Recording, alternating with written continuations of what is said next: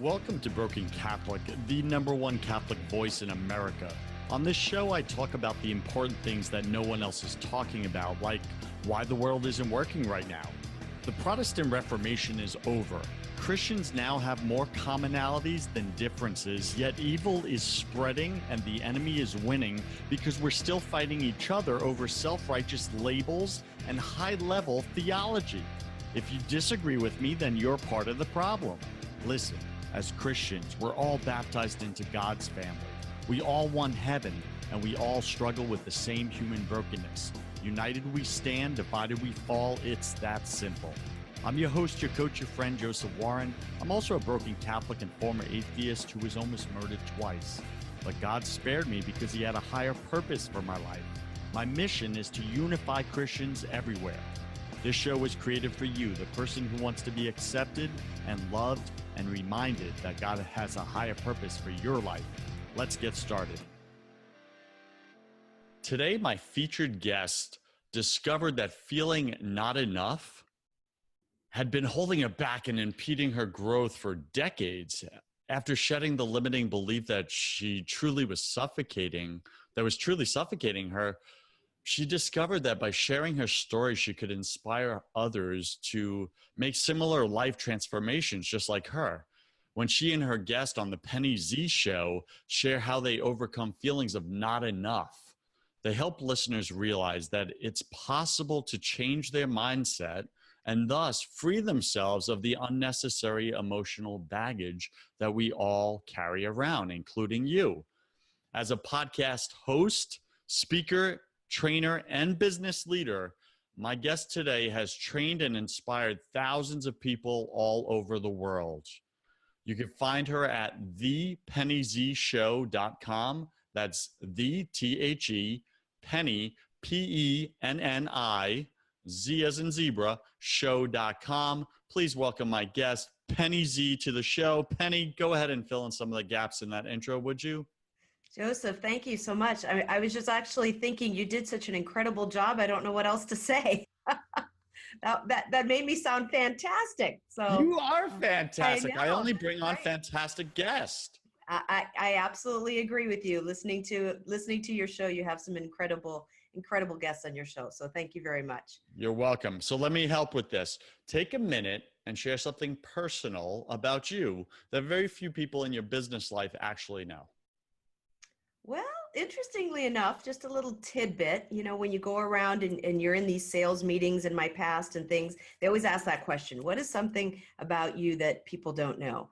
And this one's just a little fun tidbit. I know we're getting into the broken Catholic and being vulnerable and raw, but I actually used to be a professional hula dancer growing up in Hawaii. So most people would not get that. Yep. So BC Nation, right now I am doing my impersonation of hula dancing. It's really bad. So I'm happy you can't see me dancing right now. I give you lessons, Joseph. It's another way of saying, Joseph, you need lessons. Love it. All right, cool. So here's why I invited Penni Z onto the show. I met her at a conference way back when. She's got a glow. She's got an aura about her. She's real. She's raw. She's vulnerable. She just shows up in life unapologetic about the mess that she's gone through, right? And now she's helping others kind of go through theirs and face it. You got to face your mess. You got to face your ugly, I believe, in order to walk through the other side. And so many of us don't want to face the ugly. We act like, oh, I'm just going to leave it in the past. Well, until you face it, like you're dragging your past into your future. Penni, what do you think about that? Oh, I agree. When I really recognized my I'm not enough mentality, which was probably about 1.5 years, 2 years ago, going through a program, I really realized that you have to let go of your mess. You have to recognize it to be able to move forward. What got you here won't get you there, especially if you want a different there. And so one of the things that I like to say is my mess is my message. My message is my story. My story is my purpose, and my purpose is my why. And my why is to try and help as many people as I can. I have a goal of reaching 1 million people worldwide. And I know you're a worldwide show. So it's exciting to really help people understand and break those chains of their I'm not enough story. We all have it, whether it's I'm not pretty enough, I'm not athletic enough, I'm not tall enough, I'm not smart enough, I'm not photogenic enough, whatever it is that you created from childhood, really, a lot of times that you may be carrying around. It's just a matter of letting that go. And once you identify what that is, and that's what I really had to go through, was identify what my I'm not enough story was so that I could let it go to be able to move forward in my life. Okay, let's get right into that because I know BC Nation, Broken Catholic Nation, you want to know, well, how do I identify my not enough story? Like Absolutely. Penny, you're sharing, hey, I was able to identify mine and then go through the steps to overcome it. And Mm-hmm. now I'm out helping others. Well, shoot, bring it, girl. Awesome. Let's go there for a second. Okay. So what are your top 3 tips or strategies to identify, for my listener, to identify they're not enough? Absolutely. Well, the first thing is I actually went through an exercise, and what I have people do is go back by decade. So what you want to do is you want to see if you can identify what it is you're struggling with. I didn't know the wording, I'm not enough. I just knew that I was invisible. I knew that people didn't listen to me. I knew that I wanted to figure out why I was invisible. That was the word I used in the beginning. And so what I did is I went by decade and I identified 1 or 2 events each decade. They have to be big enough that they made an impact in your memory and in your life that affected that aspect that you're trying to overcome. And so every decade I went back, and I'm 51 years old. So I had a few decades to go back. I went back into my 40s. I went back into my 30s, all the way till I was 6 years old. And I identified a time where my brother got hurt. He and I were playing outside and my brother got hurt. And I ran into the house and my mom to tell my mom to get help. And my mom said, "What did you do? Why weren't you taking care of your brother? Go to your room. I'll take care of you. After I take care of your brother, Ken." And I was like, "What do you mean? What did I do? I'm trying to get help for him." And I didn't understand the process. And my mom, unfortunately, wasn't someone who really talked in general. She was a great mom. She raised me well, but she really didn't explain or have conversations. It was, so my little mind at 6 years old basically believed that I wasn't good enough to take care of my brother. And that's where my story started. But what I had to do from where I'm at today is go back decade by decade to recognize different events in my life that made me feel the same way. So that's number 1. You have to identify where is your original source. Clear. Number 2, the most important thing, and I'm going to make this 2 and 3 if you don't mind. It's a program called Stop, Drop, and Roll. So it came from the firefighters. So I'm adopting that. But what I do is when I'm feeling something, and it could be good or bad, but usually bad, you want to kind of process the bad. When I'm feeling I'm not enough, even today, there are moments where I'm feeling I'm not enough. I need to stop. And that's the stop part of the stop, drop, and roll. You need to stop in your tracks and identify what that feeling is. Because when you identify, I'm feeling nervous, I'm feeling scared, I'm feeling vulnerable, I'm feeling hurt, then you go back into your decades and find out, when did you feel that? So you want to stop in your tracks. You want to write that down, write that feeling down. You want to identify when in your past, that's the drop. I call it drop. And I also look at it as dropping to my knees and praying, because I want spiritual understanding. I want guidance from God. I want to understand and know. So when I stop and be still and I pray for guidance, that helps me to see where this experience is coming from. So I stop, I identify the feeling, I drop to my knees, so to speak. You can do it spiritually, you can do it physically, and kind of pray on what that is and look back at what has affected you in your life. And then I roll away from how I used to think, how I used to handle it, into a new way of thinking, into shifting my mindset. So that's what I've done to identify my I'm not enough story, and even experiences that I have today moving forward. Can I ask you a possible revealing question? Because it's just what I do on the show.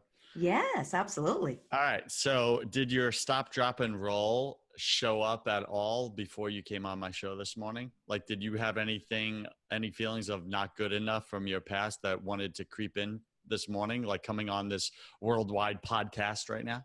Sure, absolutely. Can you tell us about it? Like what Sure. happened? Well, so for example, getting up in the morning, one of the things is not feeling good enough. I've listened to, your show and to your guests, and a lot of your guests are very biblical, and they can cite the Bible and are Better very than me, knowledgeable. girl. A lot better than me. Very knowledgeable, very educated. Some of them have education, background education. And so feeling not good enough is like, oh my gosh, I don't know my Bible well enough. And so there is a little bit of that feeling, of course, not having the education, the background, being able to, I have my notes, I will have to say, I brought a few verses, so I was somewhat prepared. Yeah, she's got share. some Bible smacking ready to So, go. I think some of it for me was identifying that fear and then saying, yes, but you can do something about it.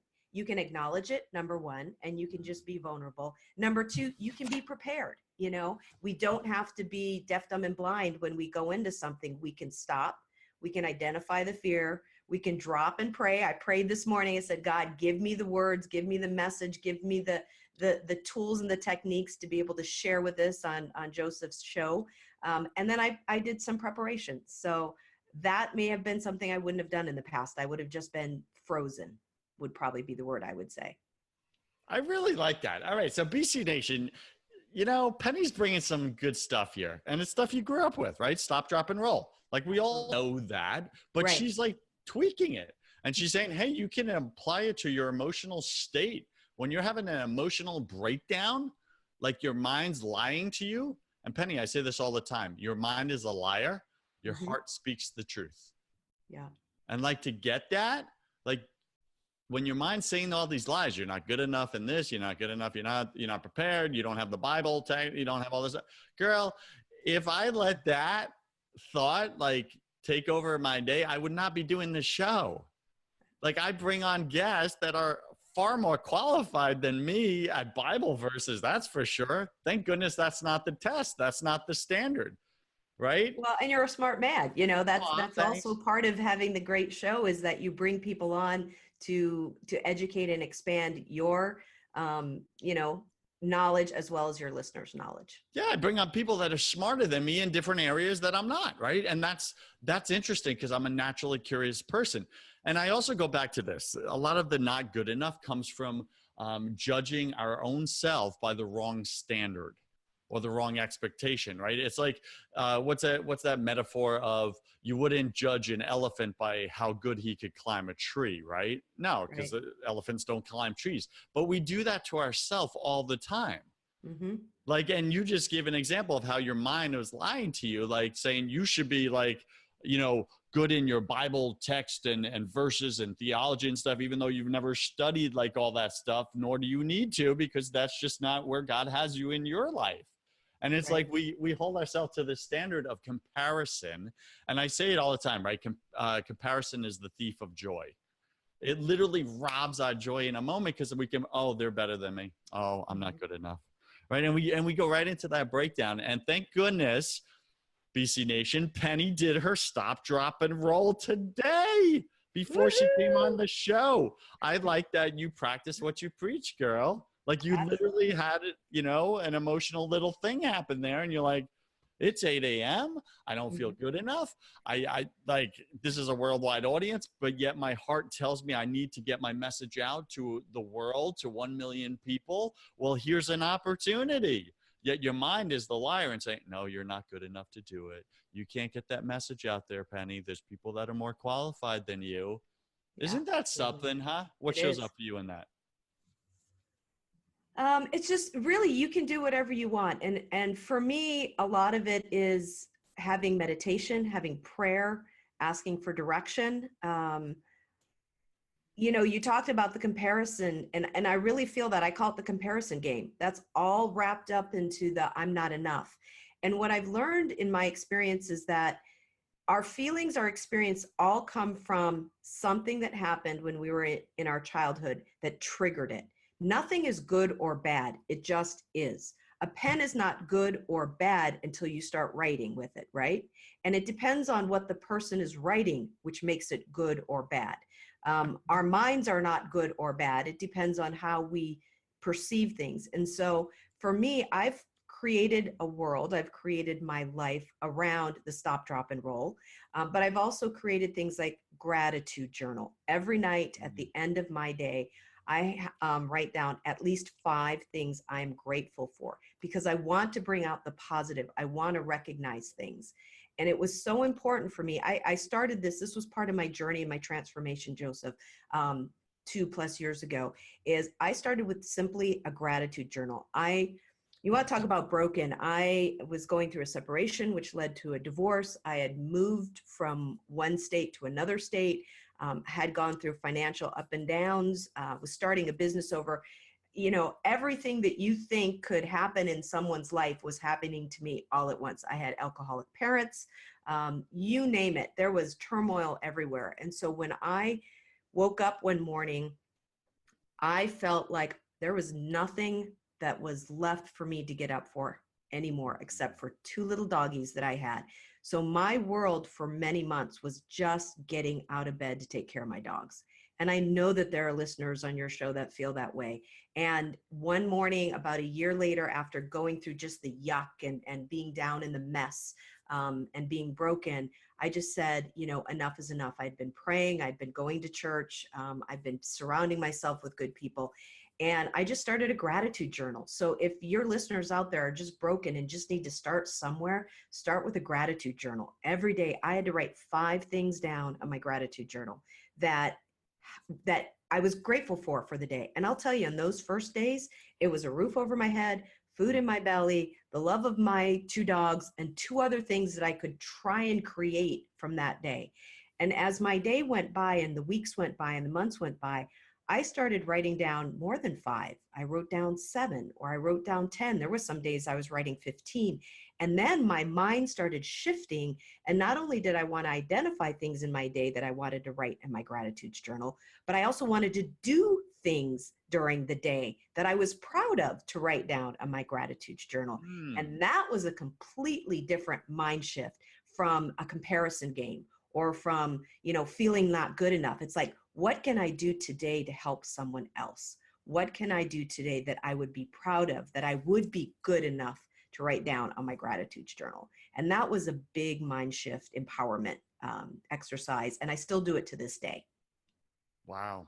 Thank you for sharing that. Yeah. And that was great vulnerability there. It reminds me of an episode I did a little while back with Kinsey Ray, who's a professional model, and she was cutting herself, doing self-harm. And we did an episode on that. And she was doing that when she was like 13, 14 years old. And what you just reminded me of is how she was in such a bad place, internally, just about hating herself, that the only way she got through it was calling out to God, praying, and thinking of what is one thing she was grateful for that day. Yeah. Just one thing. And she's like, Joseph, I got to tell you, sometimes it was, I was searching, like I couldn't find anything. And it was just like, okay, I'm here. I'm grateful that I'm here. I'm grateful I have pretty hair. Like that was the one thing, she had. Like, I'm grateful and not focus on all the things she didn't like about herself, and just what's that one thing? And she would just find one thing to be grateful for each day. That was the goal for the day. And that got her through. I should say God got her through with just that, and her calling out to him. And now she's out like talking to others and young kids about self-harm and how they're loved by God and how it will pass and all this stuff. And really just that mess became her message, just like you said. Absolutely. And I think it's a beautiful thing. So let me ask you this, coming to present day, right here, right now, if you stayed in this vulnerability that we're having, you and I are connected right now. Our listener is leaning in, they're connected because you're speaking right to their hearts. If you were being 100% transparent right now, in what area of your life do you still struggle to trust God? Oh, wow. That's a great question. I am struggling to trust God on my future. I have just made a major change again, as I shared with you earlier. I have moved from the West Coast to the East Coast to the West Coast. And part of that is for me to be able to do God's will, to be able to share my message, to be on more stages, and to just help more people. And I will have to say that it is scary. I am nervous. I don't know what the future holds. I'm not sure that I made the right choice at times, but as you mentioned earlier, I think that that's my mind playing tricks on me. And interestingly enough, that you talked about or asked me that question, I'm very vulnerable on where God has, what pathway he has for me right now, because I can't see it. And sometimes I'm a very vision, uh, I can see things, but I also like to see things visually, but I also like to see things through my mind in the future. I'm kind of a planner, I guess to say. And so for me right now, being able to see what the pathway is, I'm very nervous. And if I might, this is very interesting. See, I think God works in mysterious ways, because one of my, cheat sheet proverbs here is Proverbs 3:5-6. It says, "Trust in the Lord with all your heart and lean not on your own understanding. In all your ways submit to him, and he will make your path straight." So this is my vulnerability right now, is being nervous, being scared to go through the door that he is opening right now, because I can't necessarily see what's on the other side. And so that trust factor is vulnerable for me right now. Penny, great share there. I'm glad I asked that question. So yeah, I'm even nervous talking about it. I'll be honest with you. There's some butterflies going on in my stomach right now. That's a good thing. Excitement butterflies, but yeah, that's your heart, right? That's your heart standing in the truth that God has given, right? But your brain wants to lie to you and say, no, something's wrong. You made the wrong choice. It's all going to fail. It's not going to work out. You're not good enough. Blah, blah, blah, blah, blah. Right. Absolutely. Right. Yeah. And this is literally what I coach people on, is getting them through that journey. And it's fantastic. All right. So let me ask you this. Why do you think that 90% of people in general struggle to find their purpose? Wow. Struggle to know God's will for their life. Well, part of it is obviously not having that spiritual conviction. I will just share quickly. I struggled with religion growing up because I was a Lutheran going to Catholic school with a Jewish father. That's not confusing at all. Try to figure that one out for 18 years of your little adult, child adult life. So I think part of it is there's so much busyness out there, and people are lost. And I think sometimes that what we don't realize is that we can change our mind as adults based on what we were put into as a child. So I was baptized Lutheran, but and I went to Catholic school, which was a great Catholic school. It was done not for religious purpose. It was done for educational purposes, but obviously there was, religious teaching. And then I had some of that Judaism. So I really struggled in my early 20s to figure out who I was.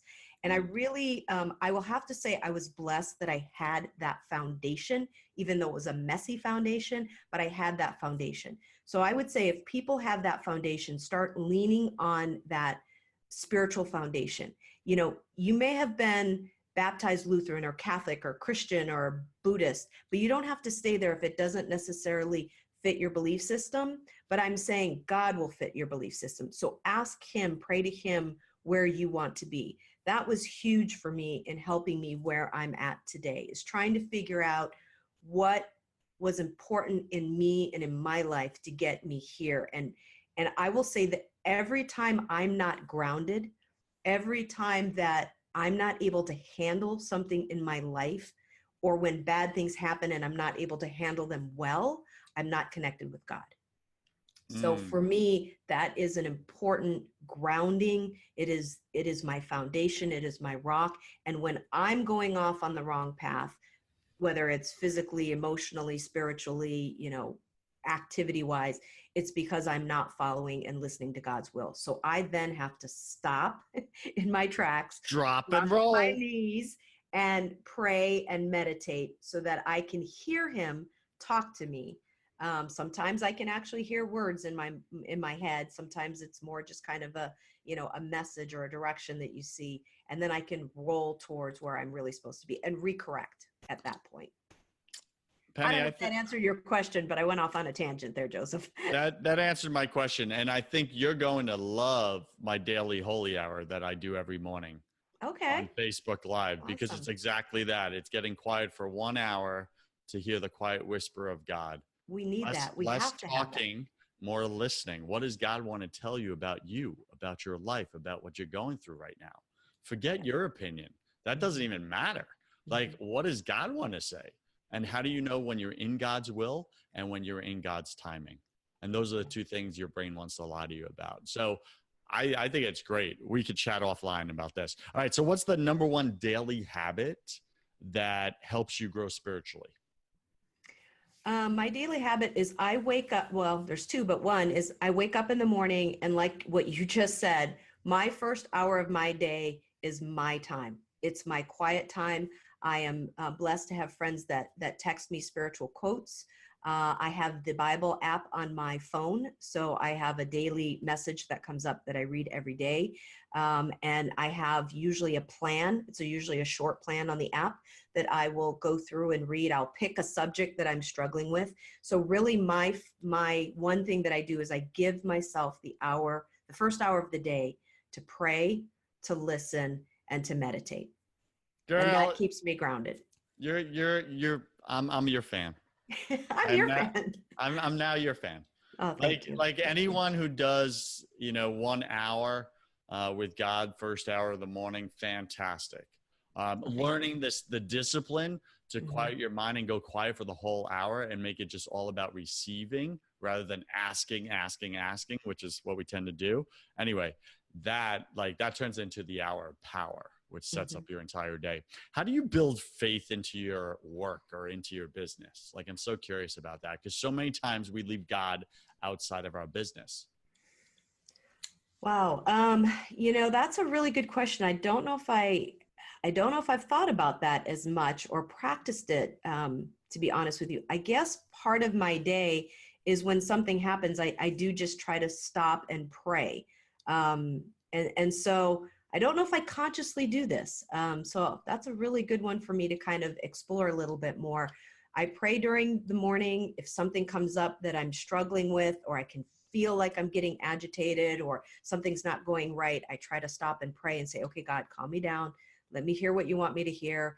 I would say one of the biggest ways, and it's not about prayer, I think one of the biggest ways that I want to incorporate God, and I think it's the message of love and kindness, I guess is what I would say, Joseph, is in my business, in my day, in my world, is I want to help others with happiness, with love, with peace, with kindness.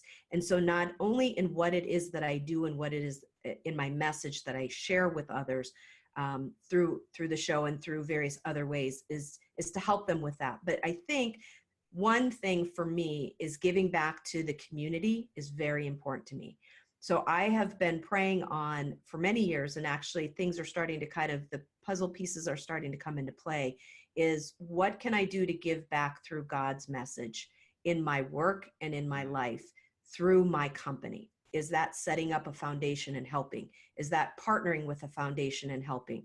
Partnering with organizations? So I guess I would have to say my helping others, do unto others as you would do unto yourself, and helping others and giving back to the community and being kind and generous and tithing would be what I'm thinking about nowadays in my work. How can I do that? What does that look like?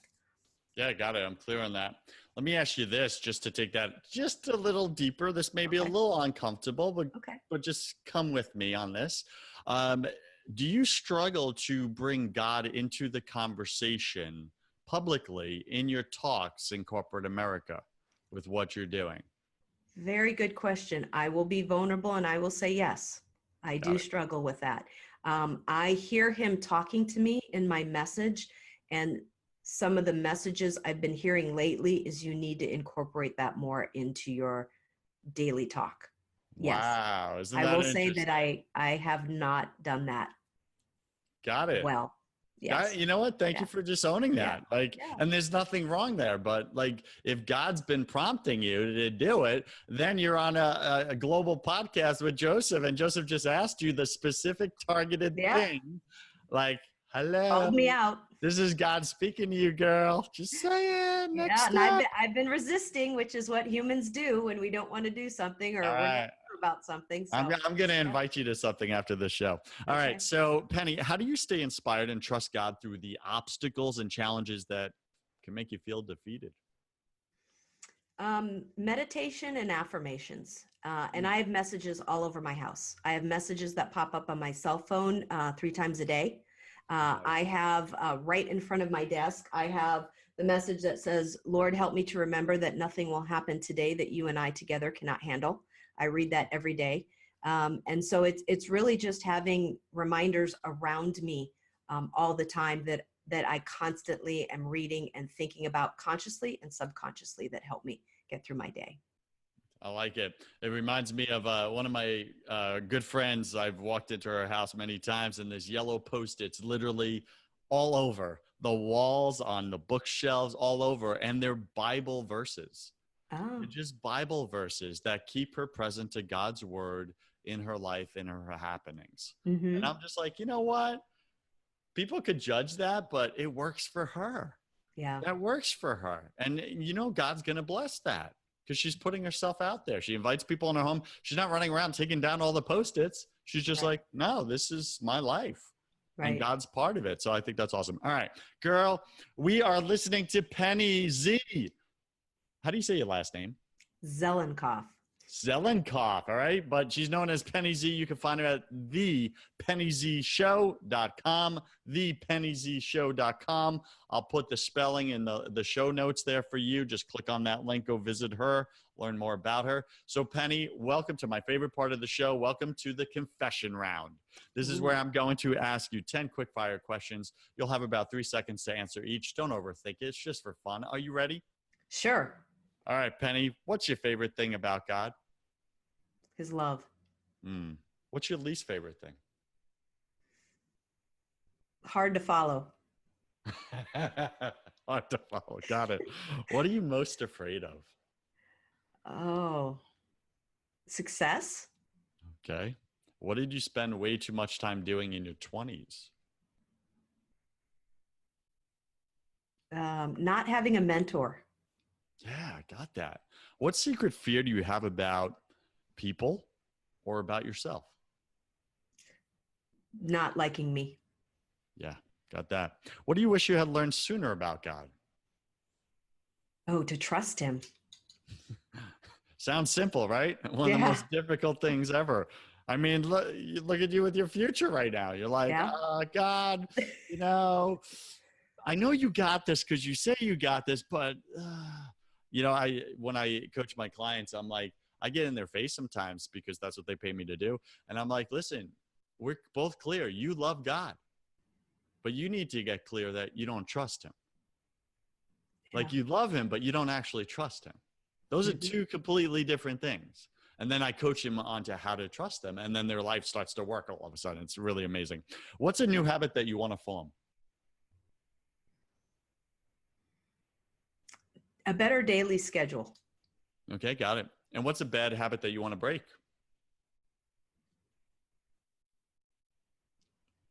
Come on, we all got procrastination. You just did it in your answer. I know.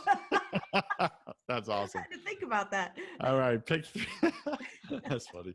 Pick 3 words to describe who you are now. Oh, humble, energetic, and grateful. Those are good ones. Pick 3 words to describe who you were before you experienced God in your heart. Selfish, scared, and alone.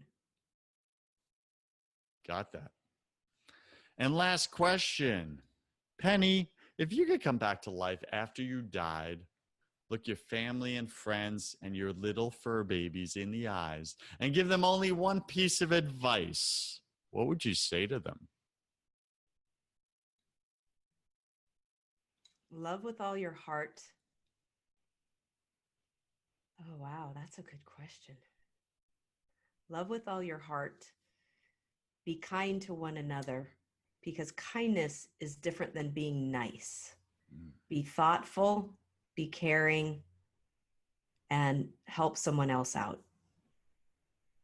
Love it. And Penny, any final wisdom? What's the one thing you want my listener to know about having a relationship with God versus not? It has changed my life. If you have a relationship with God, go deeper. If you aren't in a church, get involved in your church choice. Be around people that help build you up and not tear you down, that provide solid, strong messages. If you aren't involved in spirituality, at least give yourself the opportunity to explore. It doesn't hurt you. It doesn't harm you. It's giving you a door that's opening for you to have the chance to say yes, to go through, to see what's on the other side, even if you're scared. Love it. Penny, where can BC Nation find out more about you? You can find more about the Penni Z Show and Penni Z at, as Joseph mentioned, thepennyzshow.com. We also have an email. It's Z as in zebra, team at thepennyzshow.com. So you can send us a direct email, ask us any questions. We'd obviously love for you to follow us on Facebook, LinkedIn, YouTube. On our website, you can subscribe. We have a weekly podcast that talks about overcoming I'm Not Enough, where we share real, relevant, and relatable topics with our guests. Now, and you have a coaching program as well, right? Why would I sign up for your coaching? Like, what would I get as a client if I come to you for coaching? So the Penni Z Show is a labor of love, and it's talking about your personal growth. My coaching program is actually called A Penny Wise. And what that is I've been in real estate for well over 16 years as a lender, as an investor, as well as a rehabber. And so I actually focus on helping primarily women, but can be men, but help women with their financial choices. I give them a voice and a choice in investing in real estate. And I help them coach them. And my product is helping them to understand that there are 5 sexy ways to invest in real estate without actually owning any property. Penny, you know you're good with wordsmithing, right? Yes, I've been told that. Awesome. Well done. All right. BC Nation, go check out Penny. Check out her coaching. If you're a female entrepreneur, go get Penny smart. Go get Penny wise. Learn how to handle your finances. You may have a lot of money coming in, but if it's pouring out the other end just as fast, that's a problem, right? So maybe Penny can help you. BC Nation, do you enjoy listening to my show?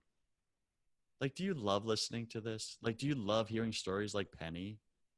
If you do, would you go to iTunes right now and subscribe to the show so that you could get the download every single time it comes out and not miss one of these episodes of God working in people's lives and how he wants to work in yours and your heart? And go ahead and write a 5-star review and share about how the show has made a difference for you in your life. How one person's story you really connected with. And through that, God was able to access a part of your life that maybe you were holding on to and wouldn't let go. So go ahead and do that now. And Penny, thanks for being on the show. I wish you God's love, God's peace, and God's joy in your life. Thanks, Joseph. BC Nation, you cannot show up authentically in your life without building faith in your business. If you want the business side of that conversation, I have another podcast called First 100K, where I interview successful entrepreneurs about how they made their first $100,000, because that's where I believe 90% of you are stuck and you can't break through. Go to first100k.com to find out how. I'm Joseph Warren. You were made for greatness, so stop being a wuss and start being a winner. Have a blessed day, and I'll see you right back here next week.